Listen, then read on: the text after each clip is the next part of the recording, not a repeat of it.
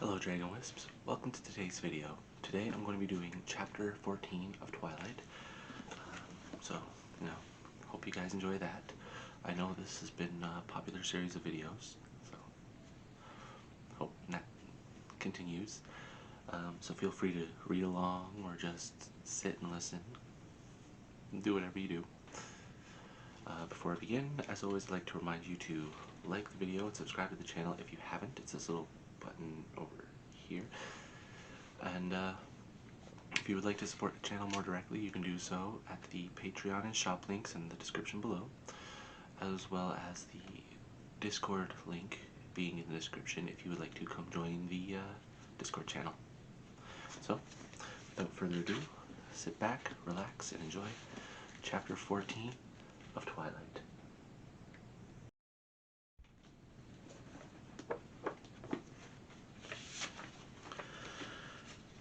Chapter 14, Mind over Matter.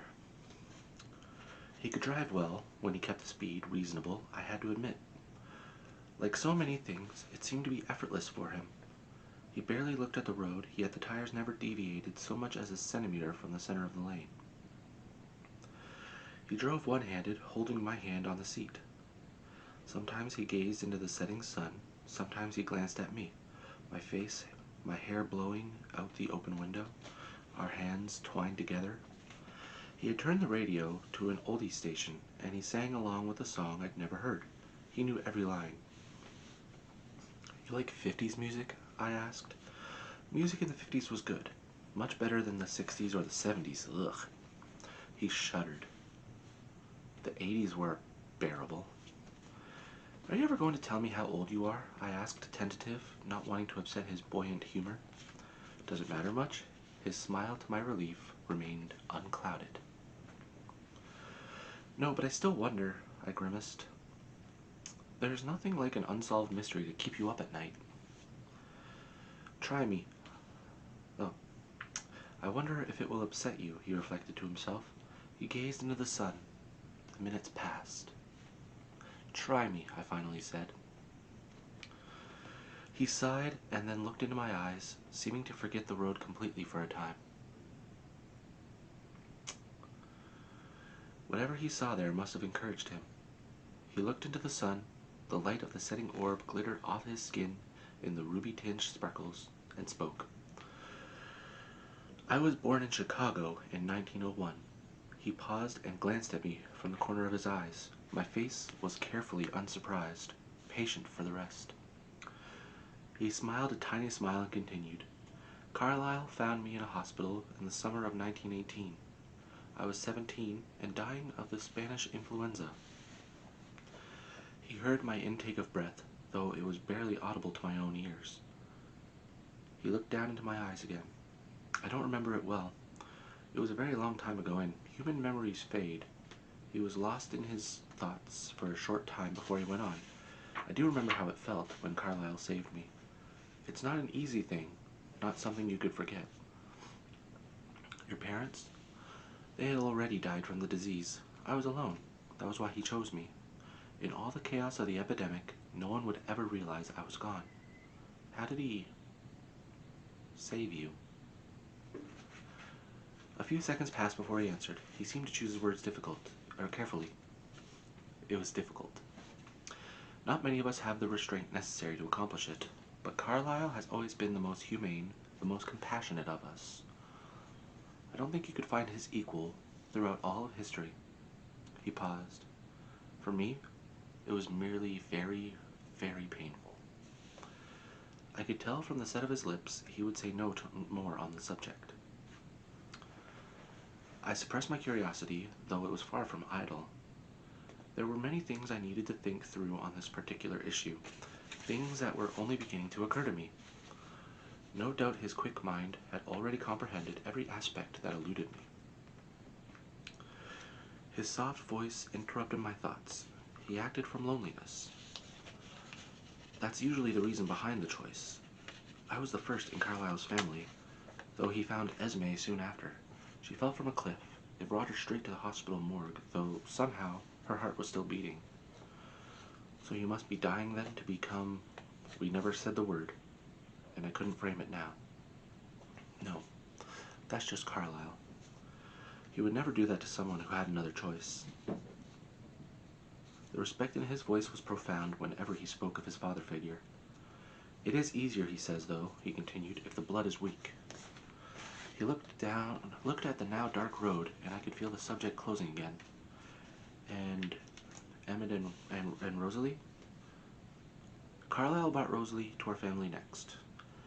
I didn't realize till much later that he was hoping she would be to me what Esme was to him. He was careful with his thoughts around me. He rolled his eyes. But she was never more than a sister. It was only 2 years later that she found Emmett. She was hunting. We were in Appalachia at the time. Appalachia? Appalachia. And found a bear about to finish him off. She carried him back to Carlisle, more than 100 miles, afraid she wouldn't be able to do it herself. I'm only beginning to guess how difficult that journey was for her. He threw a pointed glance in my direction and raised our hands, still folded together, to brush my cheek with the back of his hand. But she made it, I encouraged, looking away from the unbearable beauty of his eyes. Yes, he murmured. She saw something in his face that made her strong enough, and they've been together ever since. Sometimes they live separately from us as a married couple, but the younger we pretend to be, the longer we can stay in any given place. Forks seemed perfect, so we all enrolled in high school, he laughed. I suppose we'll have to do their wedding in a few years again. Alice and Jasper? Alice and Jasper are two very rare creatures. They both developed a conscience, as we refer to it, with no outside guidance. Jasper belonged to another family, a very different kind of family. He became depressed and he wandered on his own. Alice found him. Like me, she has certain gifts above and beyond the norm for our kind. Really? I interrupted, fascinated. But you said you were the only one who could hear people's thoughts. That's true. She knows other things. She sees things. Things that might happen, things that are coming, but it's very subjective. The future isn't set in stone. Things change. His jaw set when he said that, and his eyes darted to my face and away so quickly that I wasn't sure if I only imagined it. What kind of things does she see? She saw Jasper and knew that he was looking for her before he knew it himself. She saw Carlisle in our family, and they came together to find us. She's most sensitive to non-humans. She always sees, for example, when another group of our kind is coming near, and any threat they may pose. Are there a lot of your kind? I was surprised. How many of them could walk among us undetected? No, not many, but most won't settle in any one place. Only those like us who've given up hunting you people, a sly glance in my direction, can live together with humans for any length of time. We've only found one other family like ours in a small village in Alaska. We lived together for a time, but there were so many of us that we became too noticeable. Those of us who live differently tend to band together. And the others? Nomads for the most part. We've all lived that way at times. It gets tedious like not anything else, but we run across the others now and then, because most of us prefer the north. Why is that? We were parked in front of my house now, and he turned off the truck. It was very quiet and dark. There was no moon. The porch light was off, so I knew my father wasn't home yet. She called him her father, not Charlie. Did you have your eyes open this afternoon? He tensed. Do you think I could walk down the street in the sunlight without causing traffic accidents? There's a reason why we chose the Olympic Peninsula, one of the most sunless places in the world. It's nice to be able to go outside in the day.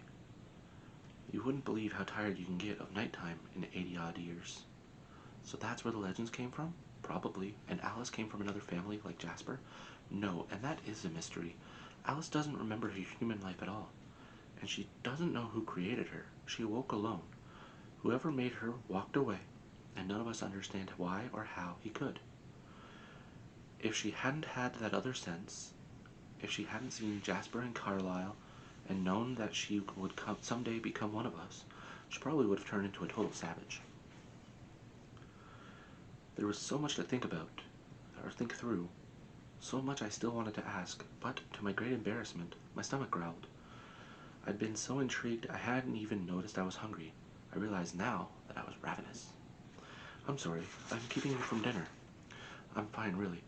I've never spent much time around anyone who eats food. I forget. I want to stay with you. It was easier to say in the darkness, knowing as I spoke how my voice would betray me, my hopeless addiction to him. Can't I come in? He asked. Would you like to? I couldn't picture it, this godlike creature sitting in my father's shabby kitchen chair. Yes, if it's all right. I heard the door close quietly, and almost simultaneously he was outside my door, opening it for me. Very human, I complimented him. It's definitely resurfacing.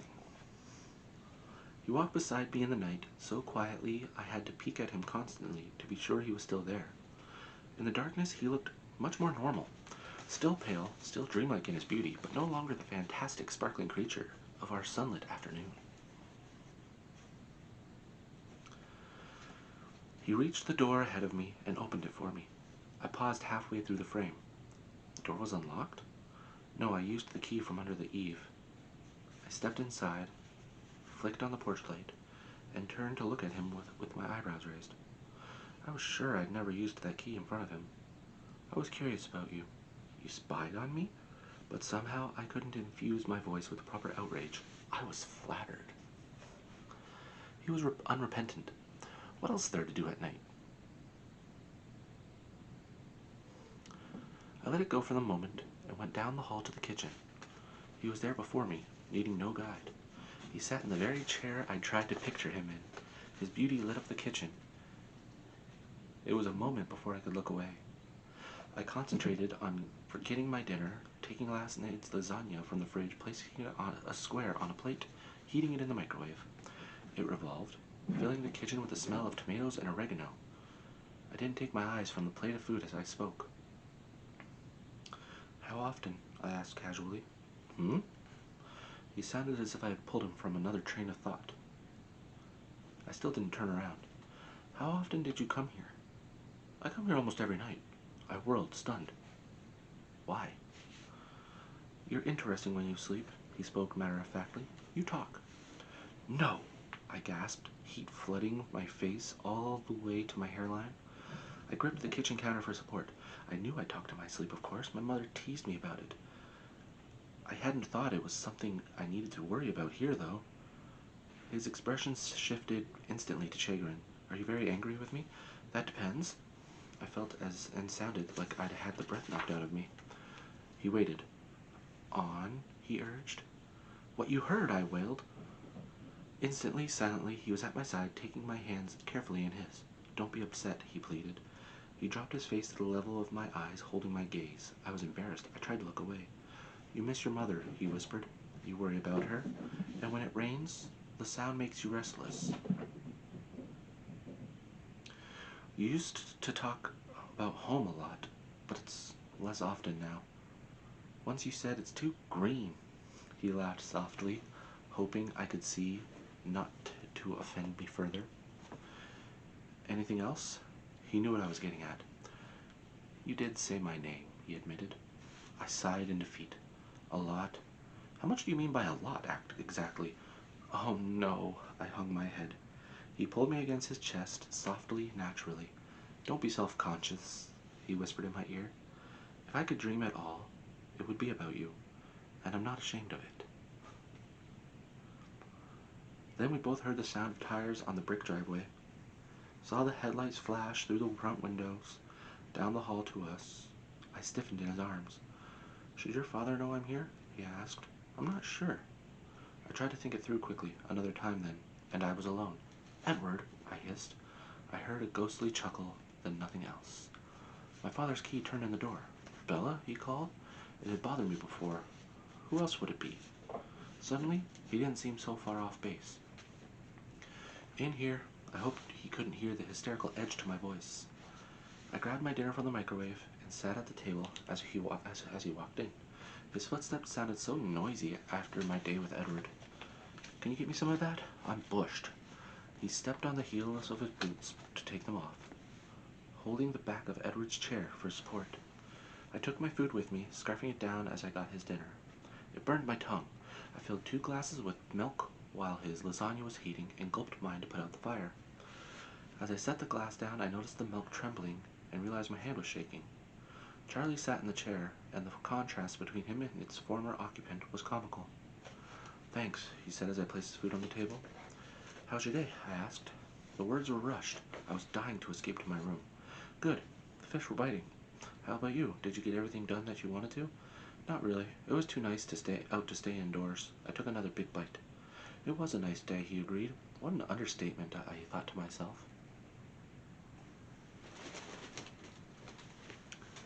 Spooky me.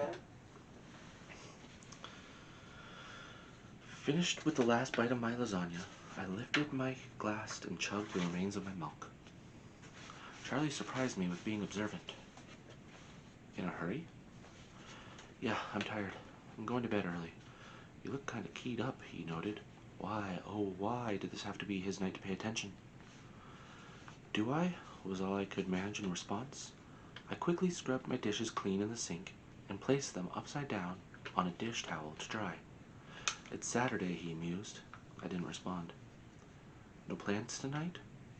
he asked suddenly. "No, Dad. I just want to get some sleep." "None of the boys in town your type, eh?" He was suspicious, but trying to play it cool. "No, none of the boys have caught my eye yet." I was careful not to overemphasize the word boys in my quest to be truthful to Charlie. "I thought maybe that Mike Newton, you said he was friendly." "He's just a friend, Dad." "Well, you're too good for them all anyway. Wait till you get to college to start looking. Every father's dream that his daughter will be out of the house before the hormones kick in." "Sounds like a good idea to me," I agreed as I headed up the stairs. "Night, honey," he called after me. No doubt he would be listening carefully all evening, waiting for me to try to sneak out. "See you in the morning, Dad." "See you creeping into my room tonight at midnight to check on me." I worked to make my tread sound slow and tired as I walked up the stairs to my room.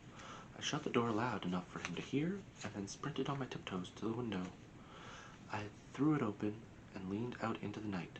My eyes scanned the darkness, the impenetrable shadows of the trees. "Edward?" I whispered, feeling completely idiotic. The quiet, laughing response came from behind me. "Yes." I whirled, one hand flying to my throat in response. Surprise. He lay smiling hugely across my bed, his hands behind his head, his feet dangling off the end. The picture of ease. "Oh," I breathed, sinking unsteadily to the floor. "I'm sorry." He pressed his lips together, trying to hide his amusement. "Just give me a reason to restart my heart." "Minute. Give me a minute to restart my heart, not a reason." He sat up slowly, so as not to startle me again. Then he leaned forward and reached out with his long arms to pick me up, gripping the tops of my arms like I was a toddler. He sat me on the bed beside him. "Why don't you sit with me?" he suggested, putting a cold hand on mine. "How's the heart?" "You tell me. I'm sure you hear it better than I do." I felt his quiet laughter shake the bed. We sat there for a moment in silence, both listening to my heartbeat slow. I thought about having Edward in my room, with my father in the house. "Can I have a minute to be human?" I asked. "Certainly," he gestured with one hand that I should proceed. "Stay," I said, trying to look severe. "Yes, ma'am." And he made a show of becoming a statue on the edge of my bed. I hopped up, grabbing my pajamas from off the floor, my bag of toiletries off the desk. I left the light off and slipped out, closing the door. I could hear the sound from the TV rising up the stairs. I banged the bathroom door loudly so Charlie wouldn't come up to bother me. I meant to hurry. I brushed my teeth fiercely, trying to be thorough and speedy, removing all traces of lasagna. But the hot water of the shower couldn't be rushed. It unknotted the muscles in my back, calmed my pulse. The familiar smell of my shampoo made me feel like I might be the same person I had been this morning. I tried not to think of Edward sitting in my room, waiting, because then I had to start all over with the calming process. Finally, I couldn't delay any more. I shut off the water, toweling hastily, rushing again. Put on my holy t-shirt and gray sweatpants. Too late to regret not packing the Victoria's Secret silk pajamas my mother got me 2 birthdays ago, which still had the tags on them in a drawer somewhere back home. I rubbed the towel through my hair again, and then yanked the brush through it quickly. I threw the towel in the hamper, flung my brush and toothpaste into my bag. Then I dashed down the stairs so Charlie could see that I was in my pajamas with wet hair. Night, Dad. Night, Bella. He did look startled by my appearance. Maybe that would keep him from checking on me tonight. I took the stairs 2 at a time, trying to be quiet, and flew into my room, closing the door tightly behind me. Edward hadn't moved a fraction of an inch. A carving of Adonis perched on my faded quilt. I smiled, and his lips twitched, a statue coming to life.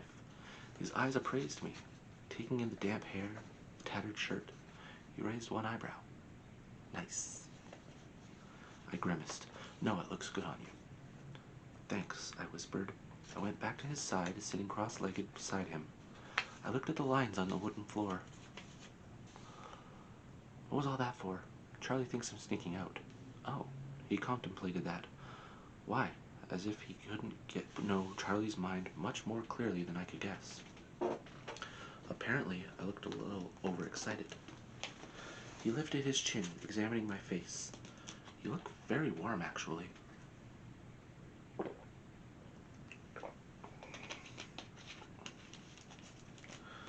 He bent his face slowly to mine, laying his cool cheek against my skin.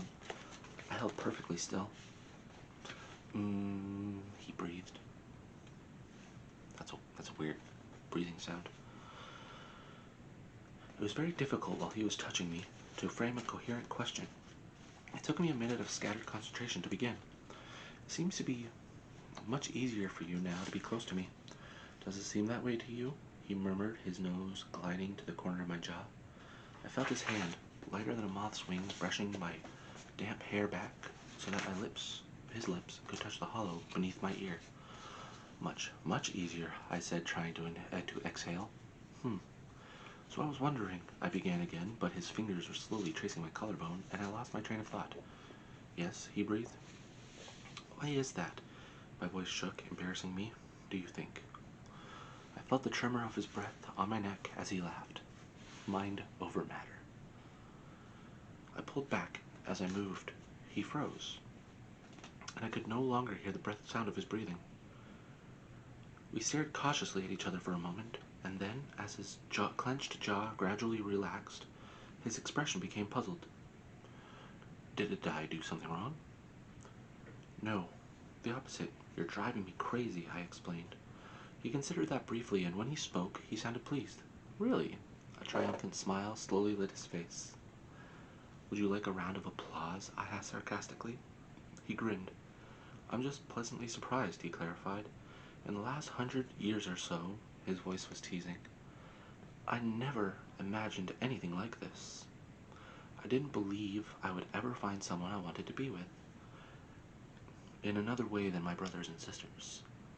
And then to find, even though it's all new to me, that I'm good at it, at being with you.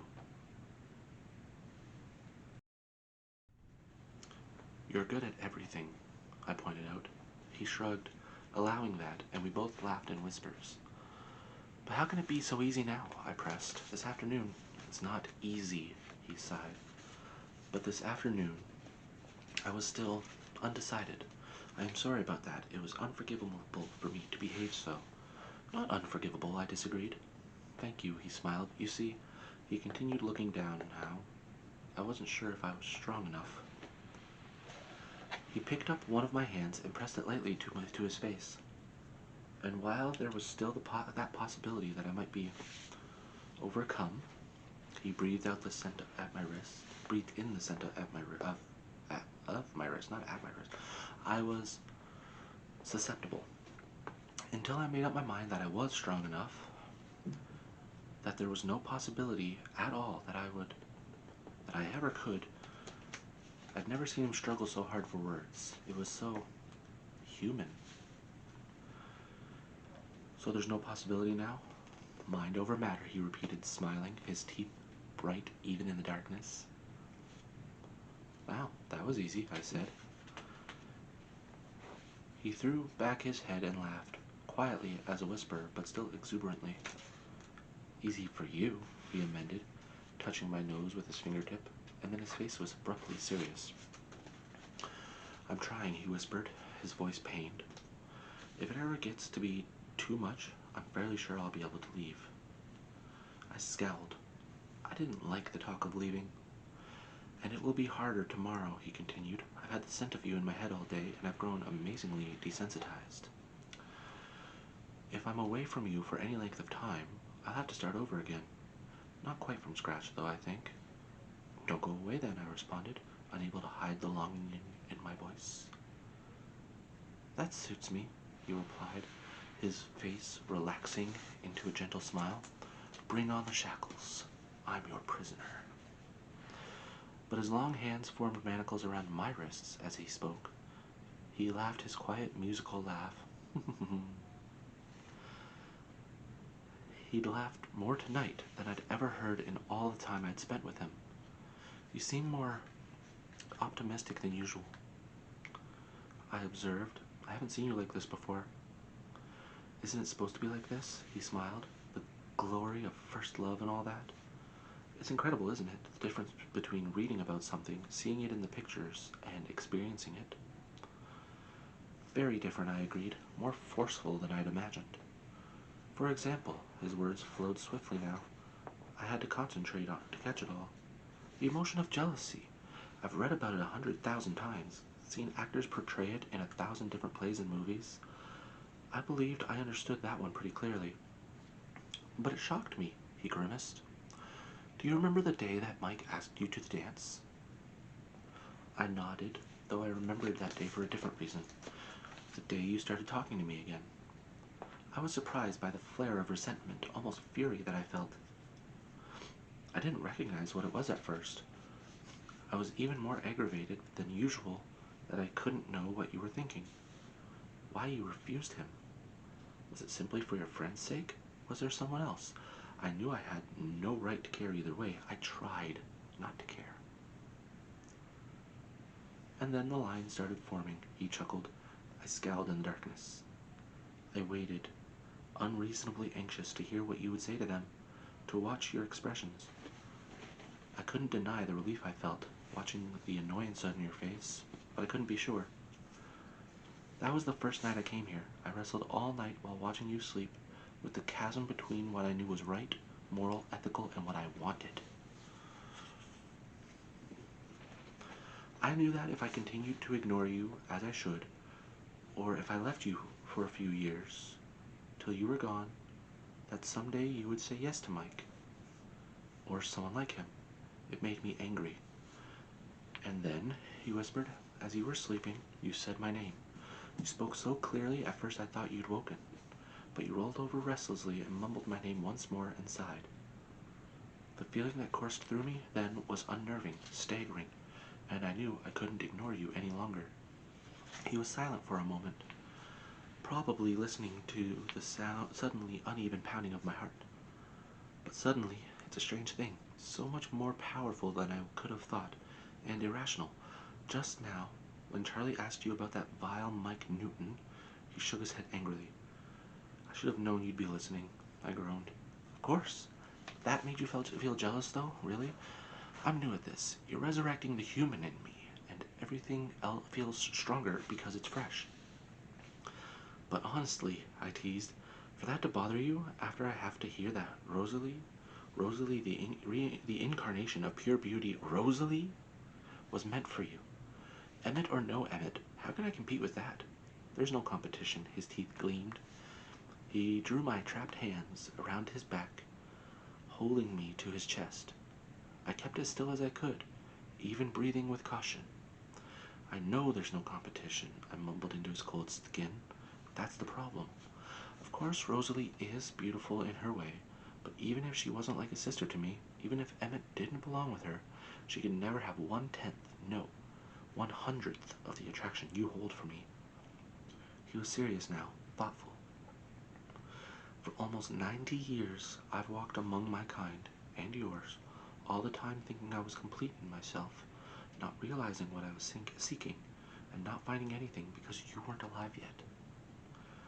It hardly seems fair, I whispered, my face still resting on his chest, listening to the sound of his breath come and go. I haven't had to wait at all. Why should I get off so easily? You're right, he agreed with amusement. I should make this harder for you, definitely. He freed one of his hands, released my wrist, only to gather it carefully in his other hand. He stroked my wet hair softly from the top of my head to my waist. You only have to risk your life every second you spend with me. That's surely not much. You only have to turn your back on nature, on humanity. What's that worth? Very little. I don't feel deprived of anything. Not yet. And his voice was abruptly full of ancient grief. I tried to pull back, to look in his face, but his hand locked my wrists in an unbreakable hold. What? I started to ask when his body became alert. I froze, but he suddenly released my hands and disappeared. I narrowly avoided falling on my face. Lie down, he hissed, and I couldn't tell where he spoke from in the darkness. I rolled under my quilt, balling up on my side the way I usually slept. I heard the door crack open as Charlie peeked in to make sure I was where I was supposed to be. I breathed evenly, exaggerating the movement. A long minute passed. I listened, not sure if I'd heard the door closed. Then Edward's cool arm was around me, under the covers, his lips at my ear. You are a terrible actress. I'd say that career path is out for you. Darn it, I muttered. My heart was crashing in my chest. He hummed a melody I didn't recognize. It sounded like a lullaby. He paused. Should I sing you to sleep? Right, I laughed. Like I could sleep with you here. You do it all the time, he reminded me. But I didn't know you were here, I replied icily. So if you don't want to sleep, he suggested, ignoring my tone, my breath caught. If I don't want to sleep? He chuckled. What do you want to do then? I couldn't answer at first. I'm not sure, I finally decided. Tell me when you decide. I felt his cool breath on my neck, felt his nose sliding along my jaw, inhaling. I thought you were desensitized. Just because I'm resisting the wine doesn't mean I can't appreciate the bouquet. He whispered, You have a very floral smell. You have a very floral smell. You have a very floral smell, like lavender, or freesia, he noted. It's mouth-watering. Yeah, it's an off day when I don't get somebody telling me how edible I smell. He chuckled and then sighed. I've decided what I want to do, I told him. I want to hear more about you. Ask me anything. I sifted through my questions for the most vital. Why do you do it? I said. I still don't understand how you can work so hard to resist what you are. Please don't misunderstand, of course, I'm glad that you do. I just don't see why you would bother in the first place. He hesitated before answering. That's a good question, and you are not the first one to ask it. The others, the majority of our kind who are quite content with our lot, they too wonder at how we live. But you see, just because we've been dealt a certain hand, it doesn't mean that we can't choose to rise above, to conquer the boundaries of a destiny that none of us wanted, to try to retain whatever essential humanity we have. We can. I lay unmoving, locked in odd silence. Did you fall asleep? He whispered after a few minutes. No. Is that all you were curious about? I rolled my eyes. Not quite. What else do you want to know? Why can you read minds? Why only you? And Alice seeing the future, why does that happen? I felt him shrug in the darkness. We don't really know. Carlyle has a theory. He believes that we all bring something of our strongest human traits with us into the next life, where they are intensified, like our minds and our senses. He thinks that I must have already been very sensitive to the thoughts of those around me, and that Alice had some precognition, wherever she was. What did he bring into the next life, and the others? Carlyle brought his compassion. Esme brought her ability to love passionately. Emmett brought his strength. Rosalie her tenacity. Or you could call it pig-headedness. He chuckled. Jasper is very interesting. He was quite charismatic in his first life, able to influence those around him to see things his way. Now, he is able to manipulate the emotions of those around him.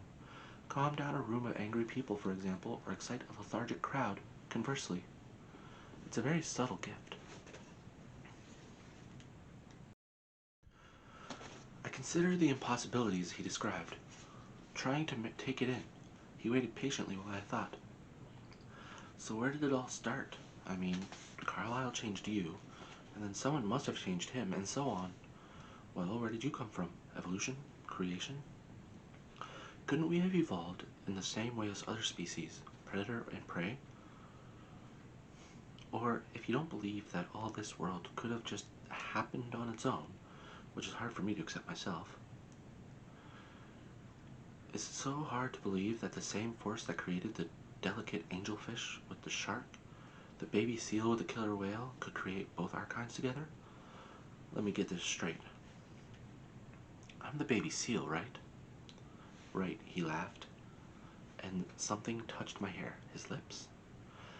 I wanted to turn toward him to see if it really was his lips against my hair, but it had to be good. I didn't want to make this any harder for him than it already was. Are you ready to sleep? He asked, interrupting the short silence. Or do you have any more questions? Only a million or two. We have tomorrow, and the next day, and the next, he reminded me. I smiled, euphoric at the thought. Are you sure you won't vanish in the morning? I wanted this to be certain. You are mythical, after all. I won't leave you. His voice had the seal of a promise in it. One more then tonight, and I blushed. The darkness was no help. I'm sure he could feel the sudden warmth under my skin. What is it? No, forget it. I changed my mind. Bella, you can ask me anything. I didn't answer, and he groaned. I keep thinking, and it will get less frustrating not hearing your thoughts, but it just gets worse and worse. I'm glad you can't read my thoughts. It's bad enough that you eavesdrop on my sleep talking. Please? His voice was so persuasive, so impossible to resist. I shook my head.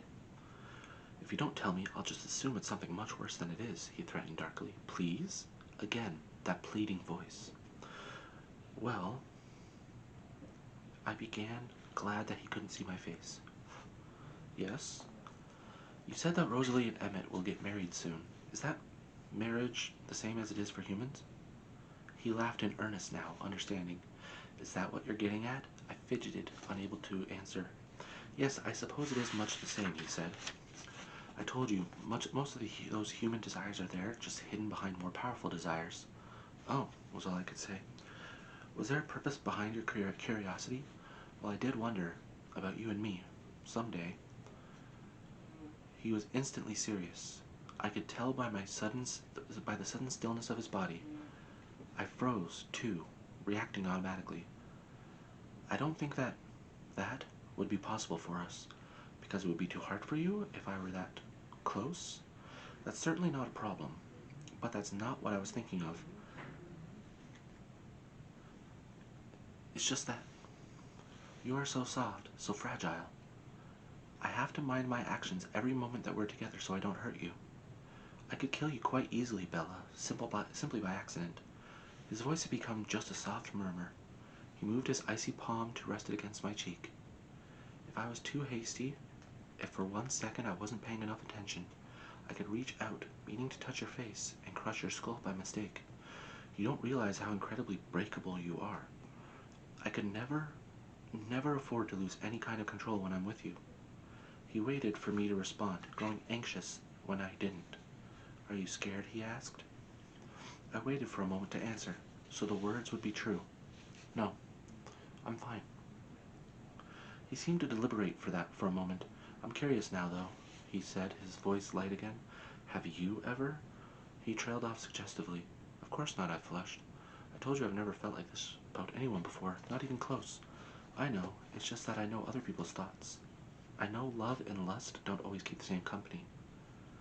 They do for me. Now, anyway, that they exist for me at all, I sighed. That's nice. We have that one thing in common, at least. He sounded satisfied. Your human instincts, I began. He waited. Well, do you find me attractive in that way at all? He laughed and lightly rumpled my nearly dried hair. I may not be human, but I am a man, he assured me. I yawned involuntarily. I've answered your questions, now you should sleep, he insisted. I'm not sure if I can. Do you want me to leave? No, I said too loudly. He laughed, and then began to hum that same unfamiliar lullaby, the voice of an archangel, soft in my ear. More tired than I realized, exhausted from the long day of mental and emotional stress like I'd never felt before, I drifted asleep in his cold arms. Thank you for joining me for today's reading. I hope you enjoyed it. It was a bit of a slower chapter than the previous ones have been, but I mean, we went from chapter 13 to 14. I mean, 13 was just full, but then 14 was just talking and asking questions. But I guess that's fine.